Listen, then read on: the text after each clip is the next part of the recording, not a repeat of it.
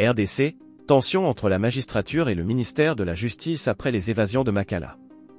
En République démocratique du Congo, RDC, la tension monte entre le pouvoir judiciaire et le ministère de la Justice suite à l'évasion spectaculaire de détenus de la prison centrale de Makala, située à Kinshasa, le 1er septembre 2024.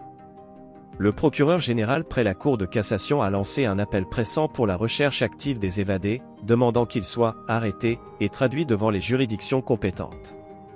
Contexte de l'évasion. La prison de Makala, l'une des plus grandes du pays, a été le théâtre d'une évasion de plusieurs détenus, provoquant une onde de choc à travers la capitale. Bien que les détails exacts sur le nombre d'évadés ne soient pas encore complètement clairs, l'incident met en lumière la fragilité des infrastructures carcérales en RDC, ainsi que la gestion de la sécurité au sein des établissements pénitentiaires.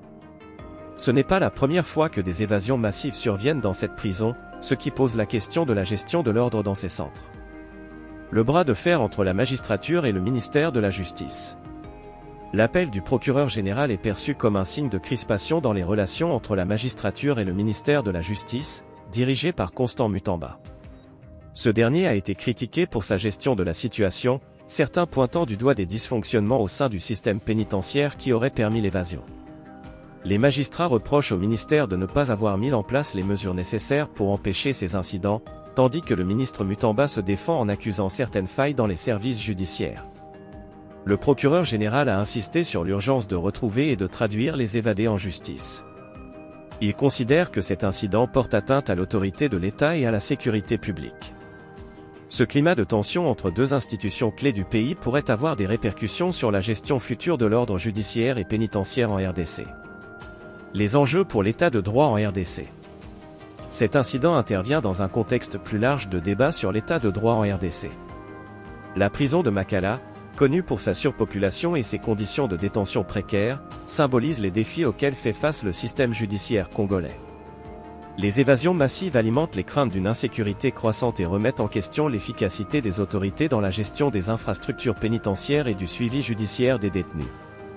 Alors que la RDC fait face à plusieurs autres défis politiques et sécuritaires, cette situation met en lumière la nécessité de réformer le système pénitentiaire et d'assurer une meilleure coordination entre les différentes branches du pouvoir pour garantir la justice et la sécurité des citoyens. L'évasion de la prison de Makala a non seulement révélé les failles dans le système carcéral congolais, mais a également mis à nu les tensions entre le pouvoir judiciaire et le ministère de la Justice. La recherche des évadés reste prioritaire pour les autorités, mais cette crise pourrait également conduire à des réformes plus profondes visant à renforcer l'état de droit en RDC et à prévenir de telles situations à l'avenir. Abonnez-vous à Actu-Monde pour ne rien manquer de nos analyses et actualités. Votre soutien est essentiel pour nous permettre de continuer à vous offrir du contenu de qualité. N'oubliez pas de liker, de partager et de laisser un commentaire pour nous dire ce que vous en pensez. Merci pour votre fidélité.